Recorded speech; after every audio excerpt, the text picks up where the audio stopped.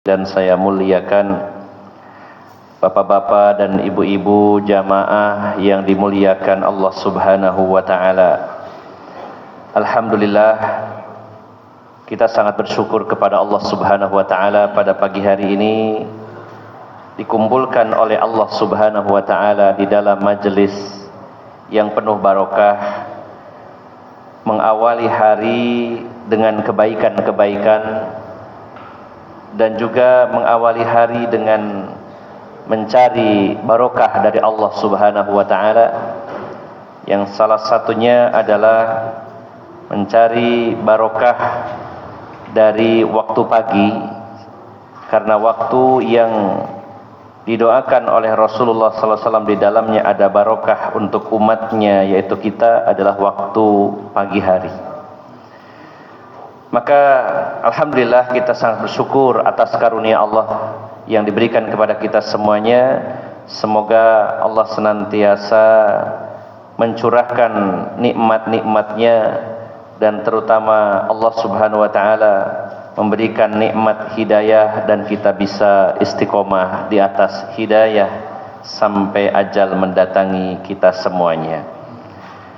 Bapak Ibu yang dimuliakan Allah Subhanahu wa ta'ala, kita lanjutkan kajian kitab Asyratus Sa'ah, tanda-tanda kiamat. Kita masih membahas tentang Asyratus Sa'atil Kubra, yaitu tanda-tanda besar kiamat. Dan kita sedang membahas pada poin yang ketiga dari tanda-tanda besar kiamat. Tanda pertama yaitu munculnya Al-Mahdi atau Imam Mahdi, kemudian yang kedua munculnya Dajjal, dan yang ketiga adalah nuzulu Isa ibnu Maryam, yaitu turunnya Isa ibnu Maryam. Pada pertemuan yang terakhir kita sudah membahas tentang dalil-dalil turunnya Nabi Isa, baik dari Al-Quran maupun dari hadis-hadis.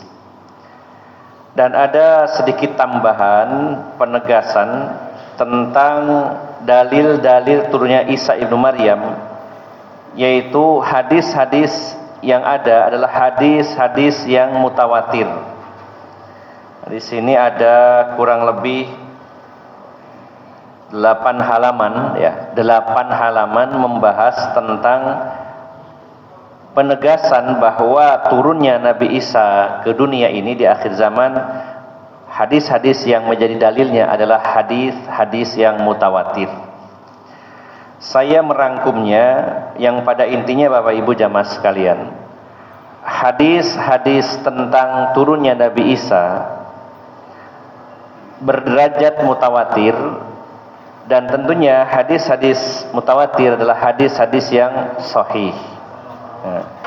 Dan juga ada beberapa penjelasan dari para ulama yang menunjukkan bahwa para ulama Ahlus Sunnah wal Jamaah bersepakat akan turunnya Nabi Isa ibnu Maryam, dan itu adalah bagian dari akidah kaum muslimin.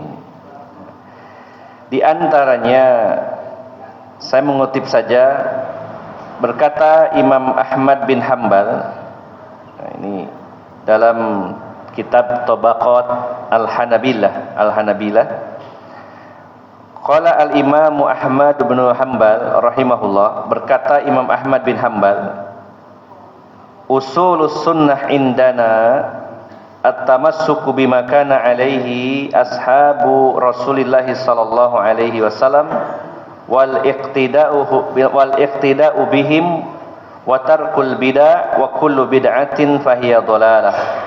Thumma dzakara jumlatan min aqidati ahli sunnah, thumma qala wal imanu annal masih ad-dajjal kharijun maktubun baina ainaihi kafir wal ahaditsu allati ja'at fi wal imanu bi anna dzalika kain wa anna Isa yanzilu fayaqtuluhu bi Babilud.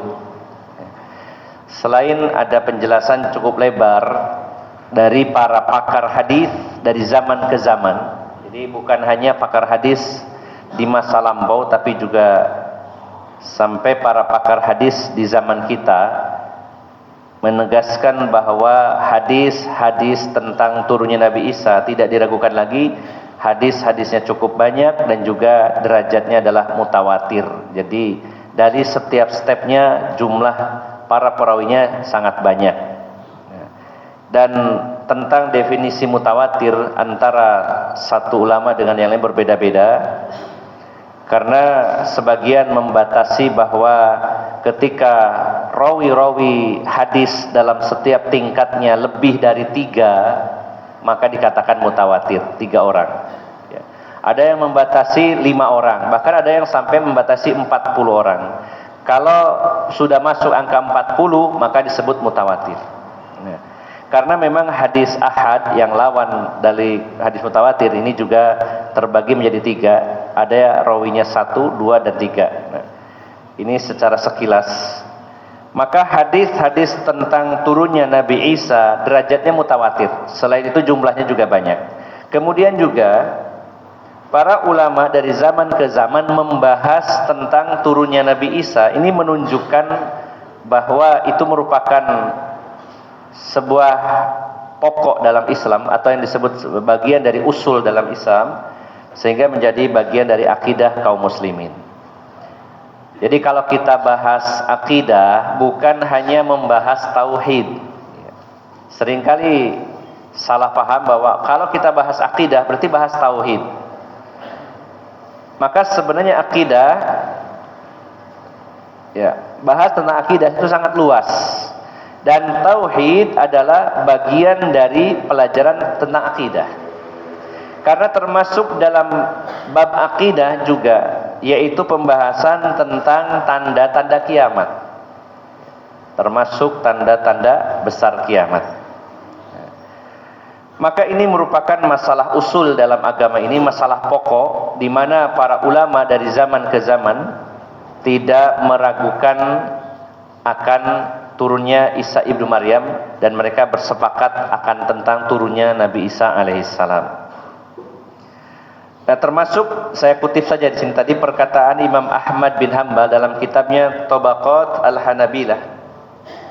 Beliau mengatakan, usulus sunnah indana, pokok-pokok sunnah di sisi kami adalah at-tamassuku bima kana alaihi ashabu Rasulillah sallallahu alaihi wasallam wal iktida'u bihim wa tarkul bid'ah wa kullu bid'atin fahiya dhalalah. Di antara pokok, ya, akidah ahlus sunnah wal jamaah itu adalah kita berpegang teguh dengan apa yang pernah dipegang oleh para sahabat Rasulullah sallallahu alaihi wasallam, dan kita iktida, mengikuti jejak mereka. Jadi Bapak Ibu jamaah sekalian yang dimuliakan Allah Subhanahu wa taala, kita beragama dengan cara beragamanya Rasulullah sallallahu alaihi wasallam dan juga para sahabat Nabi sallallahu alaihi wasallam. Nah, tentang para sahabat ini bukan merupakan sumber hukum Islam, bukan merupakan dalil ya secara khusus, karena dalil adalah Al-Quran dan Sunnah. Namun Al-Quran dan Sunnah dikawal yaitu dengan adanya standarisasi bagaimana dulu para sahabat memahami Quran dan Sunnah. Jadi kalau ditanya, dalil itu adalah Al-Quran dan Sunnah. Namun setiap orang, bahkan aliran-aliran yang menyimpang pun pasti akan mengatakan kami mengikuti Al-Quran dan Sunnah. Bertanya kepada orang-orang Syiah, kalau kita tanya apa dalil agama yang kamu pegang, Quran dan hadis. Tanya orang-orang Khawarij, pasti akan mengatakan bahwa kami berdalil dengan Al-Quran dan hadis. Bahkan akidah mereka, pemahaman mereka didukung dengan hadis-hadis yang sahih, yang mereka selewengkan sesuai dengan keinginan mereka. Nah, maka untuk mengawal Al-Quran dan hadis ini kita harus mempelajari, mencari tahu, menggali bagaimana dulu prakteknya Al-Quran dan hadis itu, yaitu dari kehidupan beragamanya para sahabat Nabi sallallahu alaihi wasallam. Nah, maka Imam Ahmad mengatakan bahwa di antara pokok akidah Ahlussunnah adalah berpegang teguh dengan apa yang diyakini, diamalkan oleh para sahabat Nabi, dan juga iktida, mengikuti jejak mereka. Karena Allah menyatakan, Allah Subhanahu wa taala mengatakan, as-sabiqunal awwaluna minal muhajirin wal ansar walladzina tabauhum bi ihsan radhiyallahu anhum wa radu'an wa 'adda lahum jannat. Allah menyatakan, dan orang-orang yang terdahulu dari kalangan orang-orang beriman, yaitu dari kalangan muhajirin dan ansor. Allah menyebutkan, dan mereka orang-orang yang pertama-tama masuk Islam dari kalangan sahabat muhajirin dan ansor. Lalu ada tambahan, walladzina taba'uhum, dan orang-orang yang mengikuti mereka. Nah, mereka di sini siapa, Pak? Para sahabat muhajirin dan ansor. Dan orang-orang yang mengikuti mereka, para sahabat, maka Allah ridho kepada mereka dan mereka ridho kepada Allah, dan Allah siapkan surga bagi mereka yang mengalir di bawahnya sungai-sungai. Jadi mengikuti para sahabat artinya mengikuti Al-Quran dan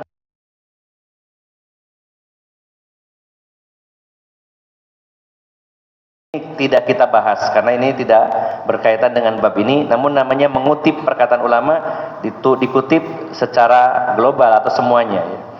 Nah, kemudian di antara akidah yang dijelaskan oleh Imam Ahmad bin Hanbal adalah wal imanu annal masih dajjal kharijun maktubun baina ainaihi kafir wal ahaditsul lati ja'at fi wal imanu bi anna dzalika kain wa anna Isa yanzilu fayaqtuluhu bi Babilud. Di antara akidah Ahlus Sunnah wal Jamaah adalah beriman bahwasanya akan muncul, yaitu Al-Masihud Dajjal. Nah, kalau mengaku seorang Ahlus Sunnah wal Jamaah pasti meyakini bahwa Dajjal itu akan muncul, kata beliau. Dan salah satu cirinya adalah tertulis, yaitu tulisan di antara dua matanya tulisannya kafir. Tulisan kafir di antara dua matanya. Dan hadis-hadis tentang ini sudah jelas banyak, dan juga ini merupakan salah satu keimanan tentang apa yang akan terjadi. Ya, bagian dari keimanan tentang sesuatu yang akan terjadi, yaitu munculnya Dajjal. Nah, lalu ada tambahan wa anna Isa yanzilu fayaqtuluhu bi Babilud, dan juga beriman bahwasanya Nabi Isa itu akan turun dan dia atau beliau akan membunuh Dajjal di Babulud, kota Babulud yang ada di Palestina. Dan masih banyak sebenarnya perkataan dari para ulama. Jadi selain dalil tentang turunnya Nabi Isa itu tercantum dalam Al-Quran, tercantum dalam hadis-hadis, di mana hadis-hadisnya juga mutawatir. Dan juga ulama-ulama sejak zaman ke zaman atau dari zaman ke zaman mereka bersepakat menetapkan dan meyakini bahwa Nabi Isa itu akan turun di akhir zaman. Ini hanya menguatkan saja Bapak Ibu jamaah sekalian, karena bisa jadi ada di antara kaum muslimin yang tidak percaya. Bahkan ada yang mengatakan siapa yang meyakini Nabi Isa akan turun maka akidahnya sama dengan akidah orang-orang Nasrani. Maka kita bantah bahwa turunnya Nabi Isa jelas dalilnya dari Al-Quran maupun dari hadis-hadis Nabi, dan itu menjadi pembahasan para ulama dari zaman ke zaman. Tadi saya hanya mengutip sebagian atau salah satu saja dari perkataan para ulama. Dan di sana juga banyak kutipan-kutipan dari para ulama dari zaman ke zaman yang tidak saya bacakan secara total dalam pertemuan ini. Saya masuk pada bab yang baru, tetap dalam pembahasan tentang Isa ibnu Maryam. Jadi tadi sudah fix bahwa Nabi Isa bakal turun dan dalilnya jelas Al-Quran, hadis mutawatir, dan begitu pula jadi pembahasan para ulama Ahlus Sunnah dari zaman ke zaman. Kita masuk pada poin berikutnya, al-hikmatu fi nuzuli Isa alaihi salam duna ghairih. Hikmah turunnya Nabi Isa alaihi salam dan bukan nabi yang lain. Mengapa yang Allah tetapkan Nabi Isa yang turun dan bukan nabi atau orang-orang yang lain? Talammasa ba'dul ulama'il hikmati fi nuzuli Isa alaihi salam fi akhir zaman duna ghairihi minal anbiya'i walahum fi dzalika iddatu aqwalin. sebagian para ulama hikmah berusaha mengungkap sebenarnya apa hikmah di balik turunnya Nabi Isa di akhir zaman dan mengapa bukan nabi yang lain tapi Nabi Isa. Maka ada 5 poin, ya, ini namanya juga mengungkap hikmah, ya. Tentu upaya dari para ulama yang mencari tahu kenapa ya yang Allah turunkan itu Nabi Isa. Jadi ini merupakan bukan sebuah dalil, namun para ulama berusaha mengungkap. Dan apa yang diungkapkan para ulama juga merujuknya kepada dalil baik Al-Quran maupun hadis, atau setidaknya kalaupun tidak tercantum dalam Al-Quran dan hadis, mereka berupaya untuk berijtihad, mengungkap sebenarnya apa hikmah di balik turunnya Nabi Isa itu dan mengapa bukan yang turun itu nabi yang lain. Yang pertama, Bapak Ibu jamaah sekalian, ar-raddu 'alal yahud, ar-raddu 'alal yahudi fi za'mihim annahum qatalu Isa alaihi salam, fabayyana Allah taala kadhibihim, fabayyana Allah taala kadhibahum wa annahu alladhi yaqtuluhum wa yaqtulu ra'isahumud dajjal kama sabaqa bayanu dzalika fil kalami 'ala qitalil yahud. Yang pertama, hikmah turunnya Nabi Isa adalah sebagai bentuk bantahan kepada orang-orang Yahudi yang mana mereka mengklaim bahwasanya mereka telah membunuh Nabi Isa. Dan Allah ingin membongkar kedustaan mereka itu dengan turunnya Nabi Isa. Bahkan Nabi Isa turun untuk membunuh Dajjal yang merupakan pemimpin orang Yahudi, sebagaimana penjelasannya dalam bab tentang qitalul Yahud, yaitu perang melawan orang-orang Yahudi. Jadi Bapak Ibu jamaah sekalian, turunnya Nabi Isa ini pukulan telak bagi orang-orang Yahudi. Kita tahu Bapak Ibu jamaah sekalian bahwa di dunia ini saat ini agama yang paling dominan terutama 3 agama, Yahudi, Nasrani, dan Islam. Bahkan kalau secara hitungan jumlah penganut, maka Nasrani ini adalah yang terbesar. Walaupun dari hari ke hari bergeser, kalau untuk skala dunia maka jumlah kaum muslimin terus bertambah.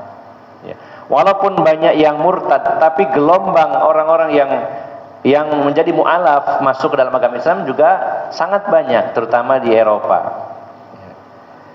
Jadi walaupun awalnya Nasrani ini adalah menempati urutan tertinggi dari sisi jumlah, karena tidak lepas juga dari penjajahan orang-orang Eropa yang notabene beragama Nasrani dan menyebarkan agama itu saat mereka menjajah negeri-negeri, ya, kaum muslimin.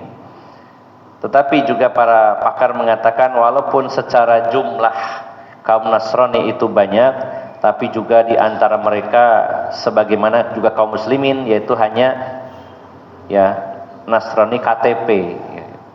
Bahkan di antara mereka sudah tidak pernah memegang agamanya, hanya pengakuan saja agamanya Kristen atau Katolik, ya, Protestan, tapi mereka tidak pernah ke gereja.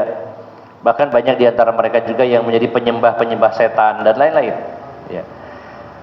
Nah baiklah, tapi setidaknya yang paling banyak pemeluk agama di dunia ini adalah Nasrani dan juga Islam. Adapun orang-orang Yahudi memang mengkhususkan bahwa agama Yahudi hanya untuk mereka. Ya. Dan Yahudi tidak menginginkan orang selain Yahudi beragama Yahudi, tapi mereka menginginkan orang selain Yahudi memiliki pola pikir seperti Yahudi. Nah, 3 agama yang paling dominan di atas muka bumi ini adalah Yahudi, Nasrani, dan Islam. Nah, ketika Nabi Isa turun, ini pukulan telak bagi orang Yahudi, karena mereka dari zaman ke zaman mengumumkan bahwa mereka lah yang telah membunuh Nabi Isa.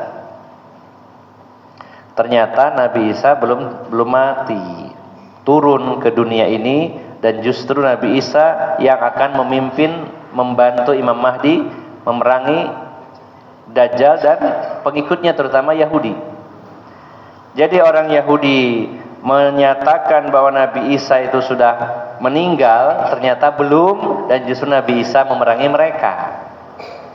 Ini adalah pukulan telak bagi orang-orang Yahudi. Kalau nabi yang lain turun, maka mungkin sampai hari itu nanti wafatnya Nabi Isa itu bagi mereka masih misteri, karena mereka pun masih ragu. Ya.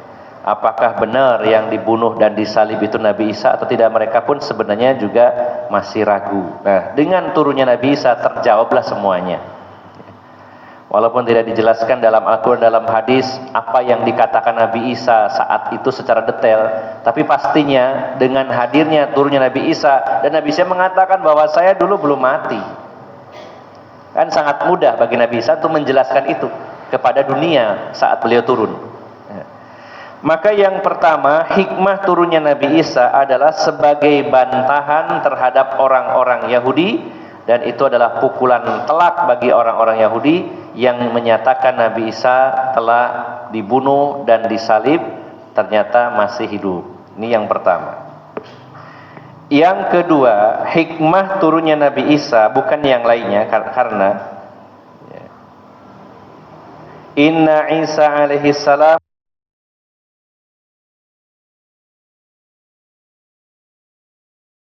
ta'ala wa mathaluhum fil injil kazar'in akhraja syat'ahu fa'azarahu fastagladha fastawa ala suqih fada'allaha an yaj'alahu minhum fastajaballahu du'aahu wa abqahu hatta yanzila akhir zaman mujaddidan li amril Islam. Hatta yanzila akhir zamani mujaddidan li amril Islam. Jadi yang kedua, hikmah turunnya Nabi Isa.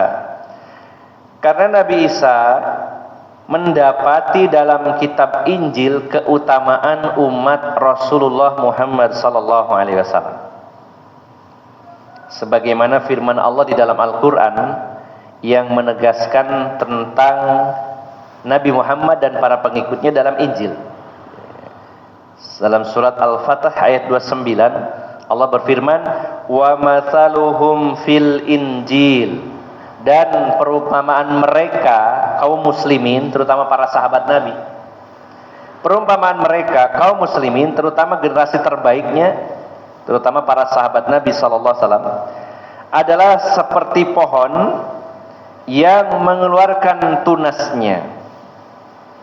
Kemudian tunas itu tumbuh dan menjadi pohon yang tumbuh kokoh pada pangkal pohonnya. Artinya ini perumpamaan saja di dalam Al-Quran, dan Al-Quran menyatakan bahwa perumpamaan ini dicantumkan juga dalam Injil tentang umat Islam, terutama para sahabat Nabi SAW, seperti tanaman yang mengeluarkan tunas, dan tunasnya juga tumbuh dengan subur dan kokoh. Sehingga Nabi Isa ketika mendapati dalam kitab Injil tentang umat Rasulullah Muhammad SAW, maka beliau berdoa kepada Allah, minta kepada Allah agar menjadi bagian dari umat Rasulullah Muhammad SAW. Ini namanya juga pendapat ya, karena tidak dicantumkan ayatnya maupun hadis. Apakah ada hadis yang menjelaskan Nabi Isa berdoa kepada Allah agar beliau dijadikan bagian dari umat Islam? Saya belum mendapati hadis itu. Tapi para ulama berusaha mengungkap, karena dalam Al-Quran tadi ada ayat yang menjelaskan bahwa di dalam Injil Nabi Isa membaca, oh ternyata keutamaan umat Rasulullah begitu tinggi, sehingga beliau menginginkan menjadi bagian dari umat Rasulullah SAW. Maka beliau berdoa meminta kepada Allah agar dijadikan menjadi salah satu umatnya Rasulullah SAW. Maka Allah mengabulkan doa beliau, dan beliau diturunkan dari langit di akhir zaman sebagai pengikut Rasulullah Muhammad SAW.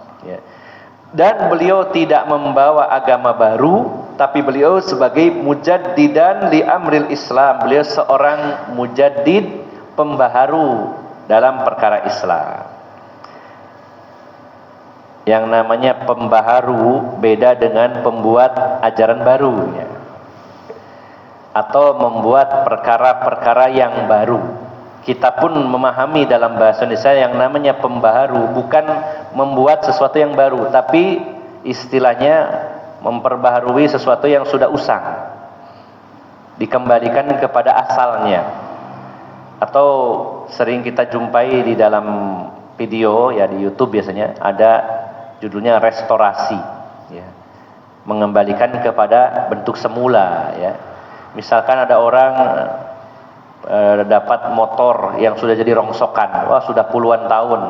Kemudian dibongkar, dibersihkan, part-partnya diperbaiki, kemudian dicat ulang sehingga seperti baru lagi ya. Tidak membuat motor baru, tapi motor lama diperbaiki, diperbarui. Maka Nabi Isa ini bukan membawa ajaran baru, walaupun beliau seorang nabi, tapi beliau mengikuti Rasulullah SAW. Tapi beliau seorang pembaharu. Islam yang mungkin sudah sebagian ajarannya ditinggalkan oleh pengikutnya, diperbarui oleh beliau. Maka kita mengenal istilah mujaddid. Para pembaharu itu adalah orang-orang yang melakukan penyegaran kembali terhadap ajaran Islam yang sudah banyak dirusak oleh kebanyakan kaum muslimin ya. Seperti para ulama pendahulu kita yang mencetuskan ide dan gagasan untuk mengembalikan umat Islam kepada Quran dan hadis. Ini namanya pembaharu. Misalkan di Indonesia, ketika Islam masuk ke negeri ini melalui jalur akulturasi, percampuran budaya antara Islam, ajaran Islam dengan budaya setempat. Para dai pendahulu kita dulu ya, supaya mudah memasukkan ajaran Islam kepada bangsa Indonesia ini, lalu sebagiannya melakukan akulturasi, yaitu percampuran antara ajaran Islam dengan budaya setempat, dengan harapan supaya cepat masuk ajaran Islam. Namun akhirnya hal ini turun-temurun terus dilakukan sehingga ajaran Islam ini tercampur dengan unsur-unsur yang bukan dari ajaran Islam. Maka muncullah para pembaharu yang ingin mengembalikan ajaran Islam kepada Al-Quran dan hadis. Jangan dicampur, yang asli saja. Ini namanya pembaharu, Pak, begitu. Nah, maka Nabi Isa itu sebagai seorang pembaharu dan beliau bagian dari umat Islam. Nah, ada tambahan, berkata Imam Malik, ini juga dikutip dalam tafsir Ibnu Katsir. Berkata Imam Malik, qala al-Imam Malik rahimahullah, balaghani anna an-nasara kanu idza ra'au as-sahabata alladziina fatahu asy-Syam yaqulun wallahi la haula'i khairun minal hawariyina fima balaghana. Imam Malik mengutip, beliau menjadi semacam saksi yang beliau mengetahui bahwasanya telah sampai kepadaku berita tentang orang-orang Nasrani ketika para sahabat menaklukkan Baitul Maqdis, Palestina di zaman Khalifah Umar. Jadi ada kisah yang sampai kepada beliau, kata Imam Malik, saya mendengar satu berita sampai kepada saya tentang orang-orang Nasrani ketika para sahabat menaklukkan Baitul Maqdis, Palestina di zaman Khalifah Umar ya, ketika mereka menaklukkan Syam, maka para pendetanya mereka mengatakan wallahi laha ulai khairun minal hawariyina fima balagona.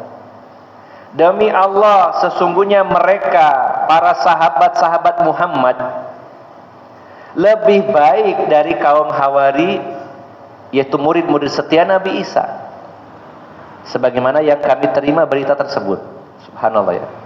Ini kesaksian yang jujur dari para pendeta yang ada di Syam, khususnya di Baitul Maqdis, ketika kaum muslimin dimenangkan oleh Allah Subhanahu wa taala menaklukkan Palestina, masuk Baitul Maqdis di zaman Khalifah Umar.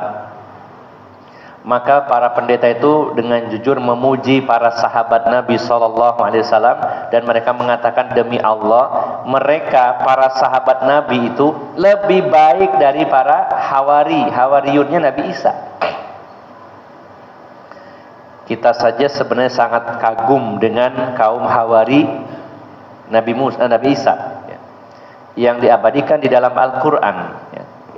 Termasuk tercantum dalam surat As-Saff ayat terakhir, ayat yang ke-14. Wa idz qala Isa bin Maryam lil hawariyina man ansari ilallah Qala al-hawariyuna nahnu ansarullah.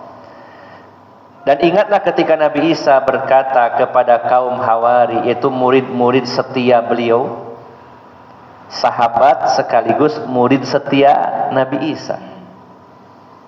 Ketika Nabi Isa mengatakan, siapa di antara kalian yang mau menjadi penolongku dalam menegakkan agama Allah, maka Hawariyun mengatakan, sesungguhnya kami adalah penolong-penolong Allah, penolong-penolong agama Allah. Jadi dijelaskan dalam sejarah 12 orang murid dan sekaligus sahabat Nabi Isa yang memiliki kekokohan iman dan mereka setia dengan Nabi Isa, membela, melindungi Nabi Isa. Bahkan ketika Nabi Isa mendengar berita bahwa beliau akan ditangkap dan dihukum mati, maka beliau menawarkan, adakah di antara kalian yang mau diserupakan fisiknya seperti aku menggantikan aku? Maka salah satu dari yang 12 itu mau berkorban untuk Nabi Isa, diserupakan oleh Allah Subhanahu wa taala, wajahnya, fisiknya seperti Nabi Isa, yang akhirnya itu yang ditangkap. Artinya Bapak Ibu jamaah sekalian, kaum Hawariyun ini adalah orang-orang pilihan, sahabat-sahabat Nabi Isa. Walaupun secara umum sebenarnya setiap nabi itu punya hawari. Sebagaimana Rasulullah dalam hadis Bukhari, beliau bersabda, inna likulli nabiyyin hawari. Setiap nabi itu punya hawari, pengikut setia. Wa inna hawariyi Zubair bin Awam. Dan hawari saya, kata Rasulullah, adalah Zubair bin Awam, seorang sahabat yang juga termasuk salah satu dari 10 sahabat yang dijamin surga, yaitu sahabat Zubair bin Awam. Dikenal sebagai hawarinya Nabi SAW. Kalau bahasa kita, beliau ini orang yang setia mendampingi Rasulullah SAW. Mungkin dalam bahasa modern disebut sebagai bodyguardnya Rasulullah SAW. Jadi tim pengamanan Rasulullah, kemanapun Rasulullah melekat terus. Itu namanya hawari. Maka Bapak Ibu jamaah sekalian yang dimuliakan Allah, para sahabat Nabi dipuji oleh para pendeta ketika mereka menaklukkan Palestina di zaman Khalifah Umar. Para pendeta sangat mengenal siapa hawari Nabi Isa, tapi mereka mengatakan, demi Allah, sesungguhnya para sahabat Nabi Muhammad SAW lebih baik dari kaum hawarinya Nabi Isa. Ini menguatkan bahwa betapa Nabi Isa itu sangat menginginkan kalau diri beliau itu jadi bagian dari umat Rasulullah, karena beliau membaca dalam kitab Injil bagaimana keutamaan umatnya Rasulullah Muhammad SAW. Bapak Ibu jamaah sekalian yang dimuliakan Allah Subhanahu wa taala, dalam Sahih Bukhari, ini sebagai tambahan saja, kita bisa merujuk kepada kitab Fadlul Islam yang ditulis oleh Syekh Muhammad bin Abdul Wahab. Di antaranya beliau membawakan hadis tentang keutamaan umat Islam sehingga umat-umat lain cemburu sebenarnya. Di antaranya Rasulullah mengumpamakan 3 umat, yaitu Yahudi, Nasrani, dan Islam itu dalam sebuah analogi. Rasulullah menjelaskan, perumpamaan kalian dengan orang Yahudi dan Nasrani seperti seorang majikan, seorang bos yang menawarkan pekerjaan sekaligus menyebutkan bayarannya. Si bos ini mengatakan, ada nggak yang mau bekerja untuk saya dari mulai pagi sampai waktu zuhur? Bayarannya 1 kirot, kata Rasulullah. Maka Yahudi angkat tangan, saya mau bekerja dari pagi jam 7 sampai jam 12, dibayar 1 kirot. Lalu bos ini menanyakan lagi, ada nggak yang mau bekerja untuk saya dari mulai zuhur sampai asar, bayarannya 1 kirot? Maka orang Yahudi, orang Nasrani angkat tangan, kami akan bekerja untukmu dengan bayaran 1 kirot dari zuhur sampai asar. Lalu setelah itu bos ini mengatakan, ada nggak yang mau bekerja dari maghrib, dari asar sampai maghrib, bayarannya 2 kirot? Maka kata Rasulullah, itulah kalian, kaum muslimin. Lalu orang Yahudi dan Nasrani protes, atau pekerja ini yang dianalogikan sebagai pekerja ini protes kepada majikannya, bos, ini saya kerja dari pagi sampai zuhur bayarnya 1 qirot. Yang Nasrani juga mengatakan dari zuhur sampai asar kok bayarnya 1 qirot. Sementara yang dari asar sampai maghrib dibayar 2 kali lipat. Ya. Maka si bos ini mengatakan, loh kan saya sudah nawarkan tadi, kalian sendiri yang milih. Ya. Dan terserah saya mau ngasih bonus kepada pekerja saya siapapun dia. Maka ini sebuah gambaran bahwa umat Rasulullah Muhammad SAW hidup di akhir zaman, namun secara pahala lebih besar dibandingkan umat-umat sebelumnya. Kemudian juga ada hadis lain riwayat Muslim bahwa umat Rasulullah SAW itu umat yang terakhir dari kalangan ahli dunia, jadi penduduk dunia yang terakhir, tapi di akhirat dihisabnya lebih dulu dan masuk surganya lebih dulu. Nah, ini diantara keutamaan umat Islam. Datangnya terakhir tapi diproses lebih duluan, kan lebih cepat. Dan masih banyak ya keutamaan-keutamaan kaum muslimin, di mana Nabi Isa itu sangat ingin menjadi bagian dari kaum muslimin lalu berdoa kepada Allah. Maka Allah kabulkan doa beliau dan beliau menjadi bagian dari kaum muslimin, umatnya Rasulullah Muhammad SAW. Bahkan di sini ada penguat lagi tambahan, waqad tarjamul Imam Az-Zahabi li Isa alaihi salam fi kitabih ya Tajridu Asma'is Sahabah. Imam Az-Zahabi memuat tentang Isa ibnu Maryam dalam kitab beliau yaitu Tajridu Asma'is Sahabah. Beliau mengatakan Isa ibnu Maryam alaihissalam sahabiyun wa nabiyun fa innahu ra'an nabiyya sallallahu alaihi wasallam lailatal Isra wa sallama alaihi fa huwa akhirus sahabah mauta. Bahkan Imam Az-Zahabi mengatakan bahwa Nabi Isa adalah termasuk sahabat Nabi Muhammad sallallahu alaihi wasallam. Dan beliau juga seorang nabi karena beliau pernah bertemu dengan Rasulullah SAW dalam peristiwa Isra Mi'raj dan pernah mengucapkan salam kepada Rasulullah SAW, dan beliau adalah sahabat yang meninggal terakhir kalinya. Bahkan Imam Az-Zahabi lebih berani lagi dalam memberikan pendapat, dan ini sebenarnya pendapat yang memenuhi kriteria ya. Beliau mengatakan bahwa selain menjadi umat Rasulullah SAW, Nabi Isa itu selain Nabi juga seorang sahabat. Ya. Bahkan sahabat yang meninggal terakhir kali. Mengapa disebut sahabat? Karena definisi sahabat adalah orang yang bertemu Rasulullah SAW, beriman kepada beliau dan meninggal di atas iman. Nah, apakah Nabi Isa memenuhi 3 kriteria tersebut? Bertemu Rasulullah, beriman kepadanya, dan meninggal di atas iman. Nah, kalau kita tidak bisa disebut sahabat ya, karena tidak memenuhi salah satu dari kriteria tersebut.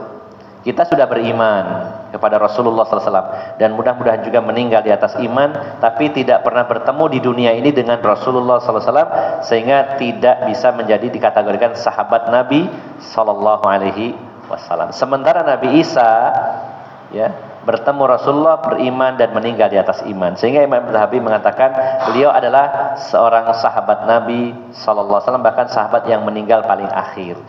Nah, ini adalah yang kedua pendapat dari para ulama mengapa Nabi Isa turun. Karena Nabi Isa pernah berdoa ingin menjadi bagian dari umat Rasulullah SAW, maka dikabulkan oleh Allah Subhanahu wa Ta'ala, diturunkan di akhir zaman menjadi bagian dari umat Rasulullah, termasuk sahabat Nabi Sallallahu Alaihi Wasallam. Nah, ini yang kedua. Yang ketiga, inna nuzula Isa alaihi salam minas sama lidunuwi ajalihi liyudfana fil ardi id laisa limakhluqin minat turabi an yamuta fi ghairiha fayuwafiqu nuzulihi khurujid dajjal fayaqtuluhu Isa. Nah, yang ketiga, turunnya Nabi Isa. Kenapa Nabi Isa yang turun? Ya. Sesungguhnya turunnya Isa ibnu Maryam dari langit, ya, itu menunjukkan dekatnya ajal beliau, karena beliau akan dikuburkan di bumi. Ya. Karena memang makhluk yang diciptakan di bumi akan kembali ke bumi, bukan di langit tempatnya. Nah, maka kita meyakini bahwa Nabi Isa sekarang itu berada di langit yang kedua. Dan karena beliau termasuk Bani Adam, manusia yang tercipta dari tanah, maka nanti meninggal dan kembali ke tanah. Kalau di langit terus nggak balik ke tanah. Tuh. Makanya yang turun adalah Nabi Isa. Kenapa? Karena Nabi Isa belum meninggal. Sementara Nabi Isa adalah Bani Adam, manusia yang tercipta dari tanah. Maka agar beliau kembali ke tanah, maka sebelum wafatnya turun dulu ke bumi, begitu. Bukan seterusnya di langit. Begitu. Nah, ini yang ketiga dari para ulama yang berusaha mengungkap hikmah turunnya Nabi Isa. Nah, yang keempat, innahu yanzilu mukadziban lin-nasara fayudhiru zaifahum fi da'wahum al-abatil wa yuhlikullahu al-milala kullaha fi zamanihi ilal islam fa innahu yaksuru salib wa yaqtulul khinzir wa yad'ul jizyah. Hikmah turunnya Nabi Isa yang keempat adalah, ya, ini juga mirip poin yang pertama dengan target yang berbeda. Turunnya Nabi Isa adalah untuk mendustakan orang-orang Nasrani. Artinya mendustakan itu membantah, membongkar kedok kebatilan, kesesatan orang-orang Nasrani. Ya. Bisa dibayangkan orang-orang Nasrani karena gagasan dari Paulus yang merubah agama Nabi Isa menjadi agama Nasrani, menjadi agama Kristen yang meyakini adanya Trinitas. Itu adalah agama yang dibawa oleh Paulus, ya. Sehingga banyak terjadi perubahan apa yang diajarkan Nabi Isa kepada mereka, termasuk juga ajaran tentang bahwa Nabi Isa itu adalah penjelmaan dari Allah atau putranya Allah. Kadang kita bingung, ini putranya Allah atau Allah? Ya sama sebenarnya, Pak. Kenapa? Karena kalau anaknya Tuhan berarti dia juga Tuhan. Anaknya kucing berarti berupa anjing apa kucing, Pak? Punya kucing, ya. Anaknya ayam apakah berupa banyak apa ayam? Ya berupa ayam. Kalau dikatakan Nabi Isa itu anak Tuhan berarti dia sendiri Tuhan. Itu ajaran Nasrani. Nah, kita membayangkan bagaimana hancurnya agama Nasrani nanti ketika Nabi Isa turun dan menjelaskan, loh saya loh bukan Tuhan. Siapa yang mengatakan saya sebagai Tuhan? Ini saya loh masih hidup. Agama kalian tuh salah. Bayangkan, Pak, alangkah telaknya, ya, pukulan telak bagi agama Nasrani, di mana seseorang yang mereka pertuhankan terus datang dan menjelaskan bahwa kalian tuh salah. Ya, bagaimana ya reaksinya mereka? Pastinya banyak di antara mereka berbondong-bondong masuk Islam.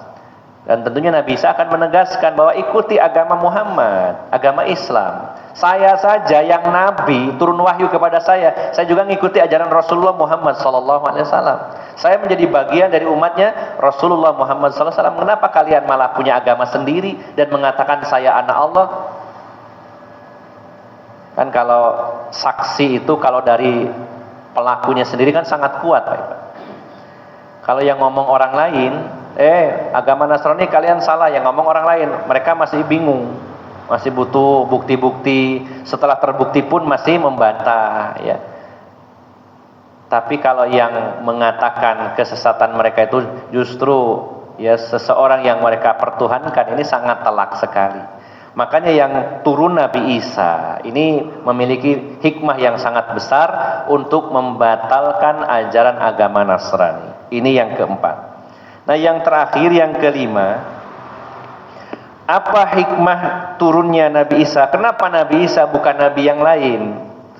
Maka yang kelima, para ulama mengungkapkan, inna khususiyatahu bihadhil umuril madhkurah liqauli Nabi sallallahu alaihi wasallam, ana aulan nasi bi Isa ibnu Maryam laisa baini wa bainahu nabi.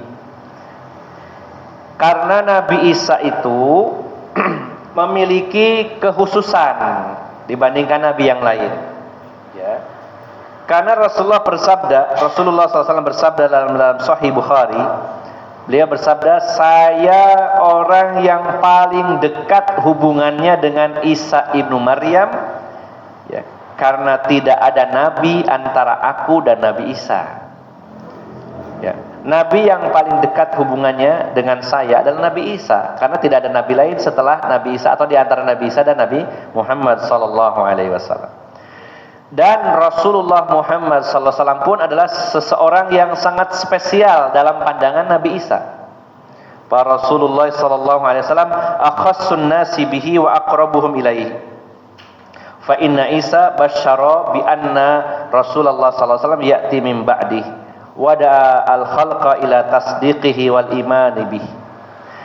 Dan bagi Nabi Isa pun Rasulullah Muhammad SAW adalah seseorang yang begitu spesial dan seseorang yang begitu dekat, karena Nabi Isa mengabarkan, memberi kabar gembira dengan kedatangan Rasulullah SAW setelah beliau, dan mengajak seluruh makhluk untuk membenarkan dan beriman kepada Rasulullah SAW, sebagaimana Allah menyatakan perkataan Nabi Isa mengatakan wa mubasysyiram bi rasuli ya'ti mim ba'dismuhu Ahmad. Dan Nabi Isa itu memberi kabar gembira dengan seorang Rasul yang akan datang setelah Nabi Isa, setelah aku, kata Nabi Isa, yang bernama Ahmad atau Muhammad, dalam surat Shaf ayat yang ke-6. Nah, jadi Nabi Isa itu sangat mengistimewakan Rasulullah SAW. Begitu pula Rasulullah mengistimewakan beliau. Bahkan dalam hadis Nabi SAW, Rasulullah pernah ditanya, ya, dalam hadis riwayat Ibnu Ishaq, Rasulullah pernah ditanya oleh para sahabat, ya Rasulullah, akhbirna an nafsik, wahai Rasulullah, beritahukan kepada kami tentang dirimu, wahai Rasulullah. Maka Rasulullah menjawab, na'am ana da'watu abi Ibrahim wa busyra akhi Isa. Sesungguhnya saya adalah buah dari doanya Nabi Ibrahim dan kabar gembira saudaraku Nabi Isa. Jadi kedudukan Rasul itu sangat spesial. Rasulullah adalah buah dari doanya Nabi Ibrahim. Bukankah Nabi Ibrahim salah satu doanya berbunyi wa ba'ats fihim rasula yatlu alaihim ayatihi wa yuzakkihim wa yu'allimuhumul kitaba wal hikmah. Wa ba'ats fihim, ya Allah, utuslah di tengah-tengah mereka bangsa Arab, karena Nabi Ibrahim meninggalkan istri dan putra tunggalnya Nabi Ismail di sebuah lembah yang akhirnya jadi kota Mekah. Dan salah satu doa Nabi Ibrahim adalah, ya Allah, selain berdoa kepada Allah, berilah keamanan, berilah penduduknya dari buah-buahan, ya. Rabbi ij'al hadzal balada amina warzuq ahlahu minas samarati man amana minhum billah, di antaranya doanya. Ya Allah, jadikan negeri ini, yaitu negeri kota Mekah, menjadi negeri yang aman dan berilah penduduknya dari buah-buahan. Dan juga doanya adalah wa ba'ats fihim rasula, dan utuslah di tengah-tengah mereka seorang rasul. Maka kata Rasulullah, saya ini adalah buah dari doanya Nabi Ibrahim. Dan saya adalah kabar gembira yang disampaikan oleh Isa ibnu Maryam. Nah, jadi Bapak Ibu jamaah sekalian, inilah 5 hikmah yang diungkap oleh para ulama turunnya Nabi Isa di akhir zaman. Yang pertama, kenapa Nabi Isa yang turun bukan yang lain? Karena sebagai bantahan terhadap orang-orang Yahudi yang mengklaim bahwa mereka telah membunuh Nabi Isa alaihissalam. Ternyata Nabi Isa masih hidup. Bahkan Nabi Isa lah yang membunuh Dajjal, pemimpin orang-orang Yahudi. Kemudian hikmah berikutnya yang lainnya adalah karena Nabi Isa menginginkan menjadikan diri beliau sebagai bagian dari umat Islam, sehingga beliau meminta dan berdoa kepada Allah, lalu Allah kabulkan doa beliau, maka beliau menjadi bagian dari umat Islam. Yang ketiga, yaitu kenapa Nabi Isa yang turun? Karena Nabi Isa berada di langit dan beliau belum meninggal, maka diturunkan dulu ke bumi, karena Bani Adam tercipta dari tanah akan kembali ke tanah. Dan yang keempat, membongkar kedok, kebobrokan, kebohongan agama Nasrani. Dan yang membongkar semua ini adalah Nabi Isa sendiri. Dan yang kelima, kenapa Nabi Isa yang dipilih? Karena Nabi Isa begitu istimewa dalam pandangan Rasulullah Muhammad SAW dan paling dekat, karena tidak ada nabi antara Nabi Isa dan Nabi Muhammad SAW.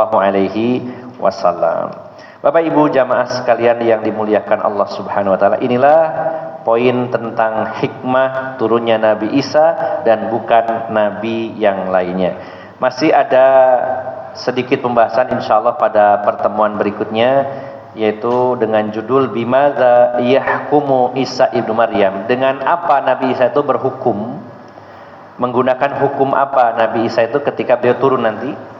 Kemudian juga bagaimana keadaan penduduk bumi saat Nabi Isa turun? Ya, intisarul amni wa dhuhuril barakati fi ahdihi. Meluasnya keamanan dan turunnya atau terbukanya barokah-barokah dari Allah Subhanahu wa taala di zaman Nabi Isa, ya. Kemudian berapa lama beliau tinggal dan bagaimana wafatnya beliau. Insyaallah pada pertemuan berikutnya akan kita bahas.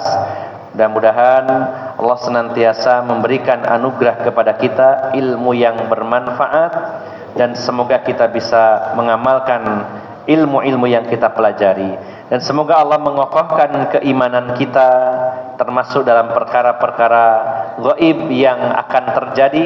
Semoga kita meyakini dengan seyakin-yakinnya dan termasuk bagian orang-orang yang beriman atas semua berita yang disampaikan oleh Rasulullah Muhammad sallallahu alaihi wasallam. Demikian Bapak Ibu jamaah sekalian, semoga bermanfaat. Mohon maaf atas segala kekurangan. Aqulu qawli hadza wa astaghfirullah li wa lakum wa akhiru da'wana anil hamdulillahi rabbil alamin. Subhanakallahumma wa bihamdika asyhadu an la ilaha illa anta astaghfiruka wa atubu ilaik. Wassalamu alaikum warahmatullahi wabarakatuh.